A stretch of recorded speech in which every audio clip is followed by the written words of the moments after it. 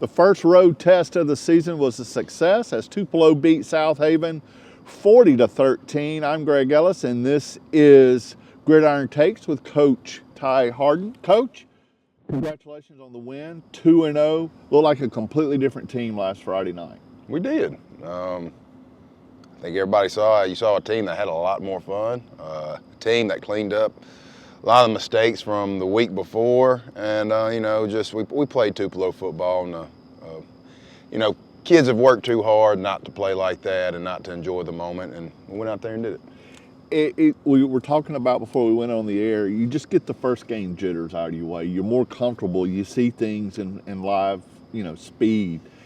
Just how big was that for game two? But going back to game one, the best thing I think had happened to us. Because, if you get a lopsided win right there, you disguise some mistakes. Right. And that's one thing that I told our guys Sunday was, having a lopsided win week two, there's still some things we have to fix. Right. And, we fixed a lot of the mistakes from week one. As I told you earlier, we had 8 guys in game one on defense. It was their first game to start. And you could tell game two, it was not their first game to start. So we're hoping that carries over. I mean, we have to work hard and get better every day. We're a team that's got to get better every week, and we're a team that has the capability. We have a ceiling that's way up here. Right. And we've got to get there, and hopefully we're not there till by the end of the season. So it's we just got to improve, and we got a chance to be really, really good. We go back to DeSoto County Friday night, not far away in Hernando, and so we get our Memphis trips out of the way this year. It's either Jackson or Memphis area. I guess I shouldn't say Memphis. I should say Memphis area. Hernando, a different style of team. Just tell us a little bit what you're seeing from the scouting report. A very well coached team, a team that's going to be very sound on offense and defense. You got a coach that's is a long-time Hernando coach. Has coached at Hernando forever. Was their defensive coordinator before he became the head coach. So very sound on defense, very aggressive. And on offense, they got guys that you can't make mistakes. They're gonna have windows open. They always have a two-way sport athlete at quarterback. Last year's quarterback is playing third base at Mississippi State right now. This one, and I think is probably like a D1 baseball guy too, and makes the right throws, is more athletic than you think. And I think they got one of the better kicker/punters around. I mean, he can boom it, and we gotta play our brand of football, have fun, and worry about us and not the opponent. 2 straight road games for a lot of new guys on there. Do you approach that differently than we come home for 2 straight road games? We're gonna keep the same routine, and we went to Horn Lake for a jamboree, which was kind of a similar time. We went to South Haven, and now we're going to Hernando, which are similar times. So we're keeping the same schedule. It kind of felt really good because you could get off the bus. Hey, guys get taped. Guys start getting dressed. Coaches set up, and then we're out there first group. I like a road game probably better than a home game when it comes to logistics during the day. Now, more control of your players. There's nothing better than walking out to this Right. and when it's rocking, but the build-up time to that is just what's tough. It is tough. And we talk about road games, and especially when you basically have the same road trip.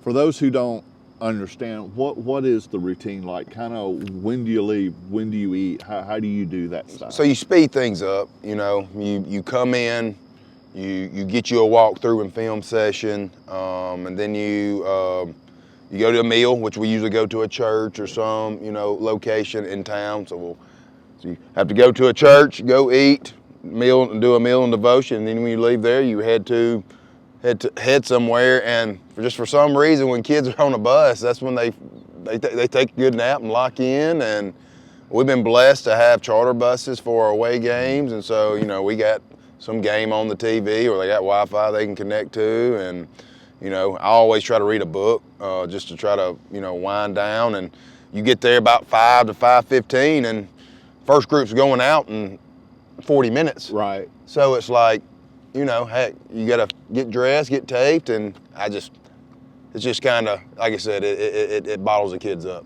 easier. Going back to the South Haven game, let's just look at the offense. Had a great night. Noah looked really good. The receivers looked good. Everybody looked good. The offensive line really did a nice job of protection in the pocket and in the running game, I felt like. We did. I mean, there was, we were trying to figure out on Sunday who to give the player of the week to, and it was very hard. That's a good problem. It's a good problem to have. I mean, Noah played fantastic. JJ playing fantastic. We had several receivers that played well. I mean, Braylon Matthews had a huge game, 140 receiving yards on a few catches. Several guys on defense played well. I mean, it's just lots of guys. Running game was there all night. Passing game was there all night. It was kind of, pick your poison. Right. When you get both on the same page that are effective like that, Tupelo is going to be a very hard team to beat. One's always going to open another. Right. And if really, if we can start the run game, it's going to open up the pass game. A guy like Tyreek, he really hadn't had a big game yet. He's going to have a game where he blows up. We're expecting that out of Colin Bowens too, Ashton Blanchard, all those guys. It's a good problem to have, and we gotta get better, gotta keep growing and take advantage of making those plays. You brought up Tyreek, the play in the corner of the end zone on the pass. Perfect place to put the ball, a beautiful catch. He just went up and got it. That was one of the prettiest touchdowns I've seen in a long time. It was. He made a heck of a play, and before then, there was a few times. It tells you a lot about Tyreek, and a lot about his dad too. Like one of the big PIs where we got a PI on as a long 40, 50-yard shot. The guy pulls him down, he still drops the ball, and Tyreek's mad because he didn't catch it. He's mad that he's mad at himself, which is good to have, good problem to have, guys that are, hard on themselves about that. And so it's we caught some more of those balls that we dropped week one. And still didn't catch all of them. And you're not going to catch all of them all the time, but once we do, it'll be fun. Week one, we got a delay to start the game. Week two, they hurried the game because of weather, and it came a downpour. I know, obviously, you all were drenched. I was drenched. This Friday night, I think we might get through without any weather issues. We're going to have a Thursday night. It's a hurricane coming Thursday, so we'll see. Half our team's still sick from Friday. It might be wrong for saying this, but I did tell the referee after they didn't count Noah's 2-point conversion. I said, y'all remember this in the fourth quarter when we're getting a monsoon coming. This game could have been ended earlier. Exactly. I felt like Noah got robbed of 8 points the other night. I thought he was in the end zone for the touchdown. I thought he was too. Definitely in the end zone on the 2 point. I still don't know why he didn't get that. I don't know. Sometimes things just happen.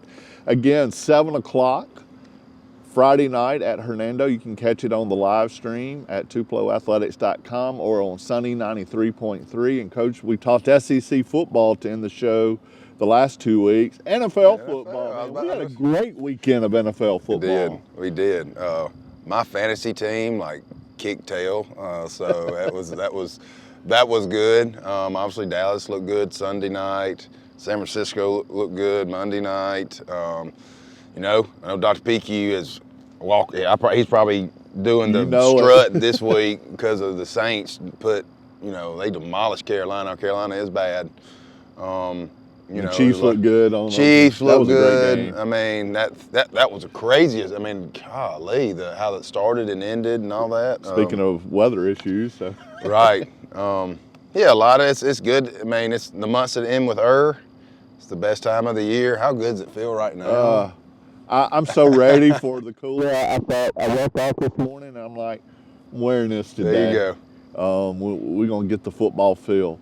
Before we let you go, reminder, we're on the road at Hernando, and then next week we have Oxford, and it's community tailgate night. So the community can come out and set up the tents on the practice fields at noon, and it's always a great event, and it's growing and growing and growing every year. And I've had more businesses reach out to me than I ever have. So get there early to get your spot. Come and party. Let's have a party and let's show these folks in Oxford how we do things down here. And then obviously the following week is homecoming with Houston out of Germantown, and we kind of owe them a little bit. So we got enough business to take care of before we get there. Well, Coach, congratulations on the 2-0 start. Let's get to 3-0. For Ty Harden, I'm Greg Ellis. This is Gridiron Takes.